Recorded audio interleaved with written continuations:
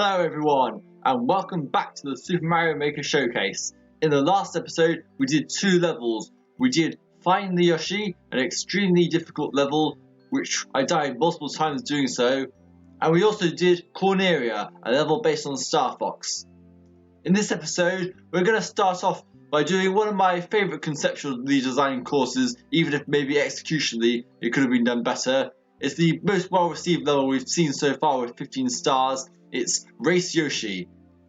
The objective of this level is to race Yoshi. How do I pull this off, you may ask?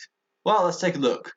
Okay, so the execution is quite complicated. Here you can see that there is a pile of plants here, and you cannot get past them without Yoshi. So you need to jump on Yoshi, get into here, and then... Ooh, that's a bit of a problem. How do you get past this? Well, the answer is... you can do this. Now, you have to be careful not to die again, and you can land on Yoshi again, but now if you try to go through here, you can't. Because, well, you're too tall with Yoshi there. So only small Mario can fit through there. So where does Yoshi fit? Well, the answer is you need to hit the spikes here, and then get Yoshi trapped in here. That lets you down here, and now we're ready to start the race. 3, 2, 1, go! Right. You'll note all the time that you have to try and beat Yoshi to the end, but you also have to make sure that you don't fall down any of the numerous pits that are along the way. Be a bit cautious here, just because dying can be dangerous. Watch out for the Koopas. Now, fears with this, you can actually get thrown off by these. Now, watch out for random spikes, and we win the race! So yeah, what happens here is that P-switch ensures it is timed to perfection, so to the point that if you reach the end of the level before Yoshi, you will definitely be able to clear the level. However, if Yoshi gets there first, then the P-switch blocks will turn to coins and you will fall to your death. So it's very important to be able to beat Yoshi to the end, and you can actually not clear the level without beating Yoshi. However, unfortunately there was a bit of a problem with this level in the fact that the halfway point you saw had to stop Yoshi so you could hit the P-switch to get that whole mechanic pulled off. It's a bit unfortunate really, but there wasn't too much I could do about that. Anyway, we cleared that level a lot quicker than I was expecting to, so I think we say we go and do the next level.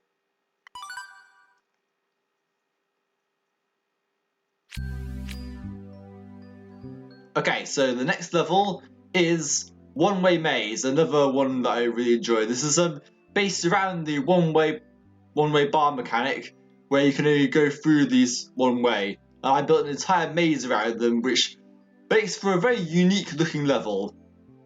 I say we start this level up. It has a clear rate of 7.84%, so not many people have cleared it. However, it has had plenty of play around, and I do not think it's that hard once you understand just exactly how you do it. It's more understanding how to get through the individual mazes themselves. And this level is a fair bit longer than I actually remembered it originally being. I must have expanded it later on or something. Anyway, let's play this level and see how it goes.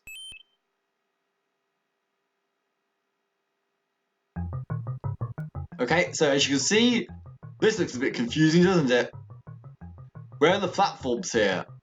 Well, you can stand on the bars here, which make for platforms. So we're going to go through here. And we can't get that coin anymore because you're supposed to jump across there to get there. Now you can jump here to get this coin. But as you see, if you try to go back, you can't because it's one-way maze. Right, if you drop down here, that brings us all the way down here, and you can see this arrow is pointing you towards this pipe. How do you get to the pipe, you may ask? Well, it's relatively simple. You die, just like that. Just like millions of people have done. Okay, you don't actually die there, of course, but you do need to jump across this bit here. Now, stand on this platform very specifically here, because as you can see, the one beside you is a death trap. Jump up to get this coin. This is optional, but you get a 1-up from doing this. If you can make it on time, that is. So, the next thing you want to do is go down here, and that will lead you to the pipe that you need to go down. Okay, we are now in a different section of the level altogether. there is not as much one-way mazes, but that's because the whole one-way mechanic is somewhat limited, so I wanted to flesh out the level a bit more. This Koopa here, you can hit for more Koopas, and I believe that the shell is needed for something along the line, so it might be a good idea to take a shell with you.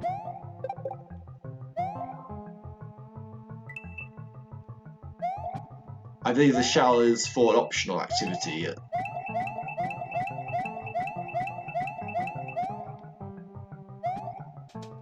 Okay, so no, never mind the shell. I think that's not entirely necessary. Okay, now this piranha plant here, you can see, is getting in the way, sort of. If you remember from Find the Yoshi, you used to spin jump on piranha plants, so we're going to do the same here. Now, don't spin jump too high, otherwise you can miss this checkpoint entirely. As well as a very specific bonus. So, hitting this point here, that I should go down this pipe. And that'll let you access a 1-up.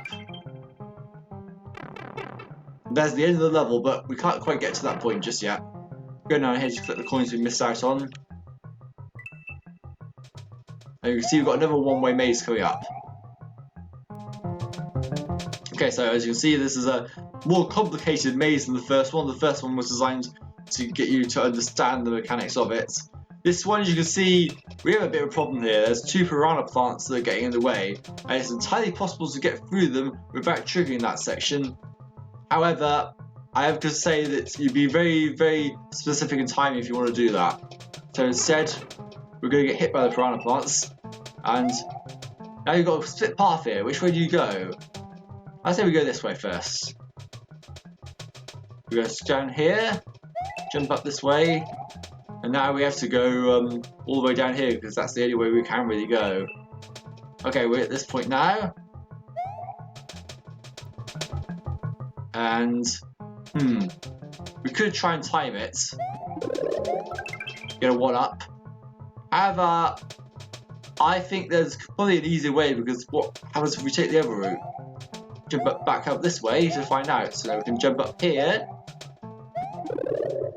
Another 1-up. Now, this is a very tricky jump. You need to be able to get through this part without going down there and hitting the block on your head. Now, here we go. There's a superstar. Right, this should make it quite a bit easier so long as you can get past this part. That'll kill the piranha plants. Allow you to go through this pipe. And then now you have to challenge to try and get near to the top of the level, although considering this is Super Mario World, that's not necessarily that relevant. Even so, if you hit the ticker tape higher up the goalpost, you get more stars. So, let's clear the level. Only 25 in the end, but oh well. That was one-way maze, and I think we have time for one more level, unless the next level goes horribly wrong. But yeah, that was one-way maze, a level I'm really proud of having made, so thank you for watching this particular level. Let's move on to the next one.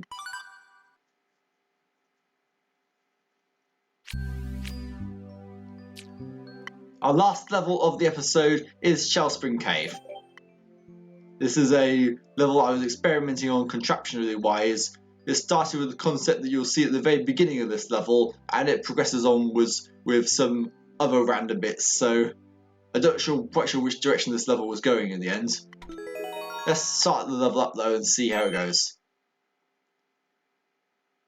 So you have to be particularly careful here. So as you can see, there is a part here with a spring up there, and it looks like you can get through here. However, if you try that, there's a shell. You want to get through here, and watch out if the shell goes on the way back, don't get hit by it. And now, die on this spike here.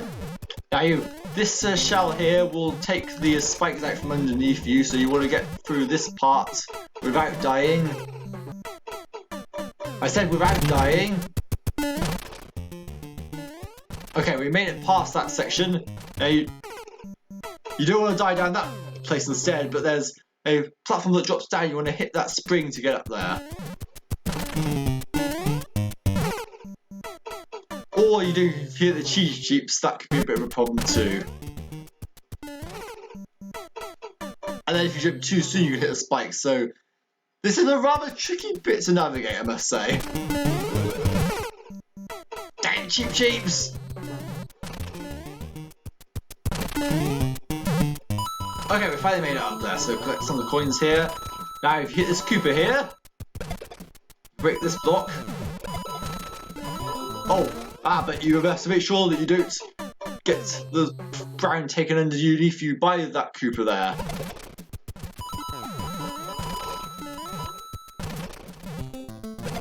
Okay, we're finally getting past this part and to the checkpoints. Hit this Goomba, take the shoe. Now, what you're supposed to do is go through this part here to get through this section.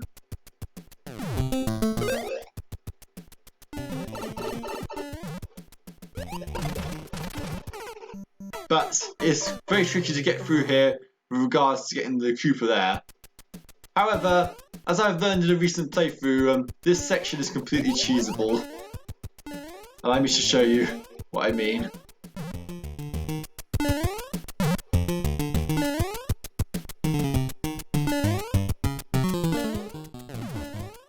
Yep, you can just go straight over the top of it, which is a bit unfortunate because the whole point of this section and the whole point of this level design is that the Koopa shells are supposed to take the blocks away from underneath you. In the end though, this kind of trivializes the whole thing.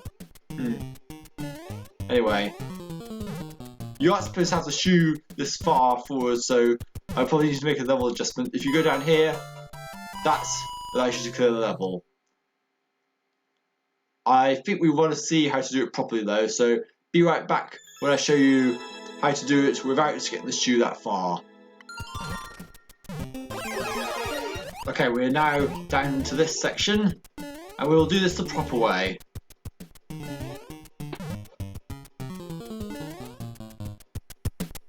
We can go through the bottom section here, and if we do that, there's a 1-up. Go through here.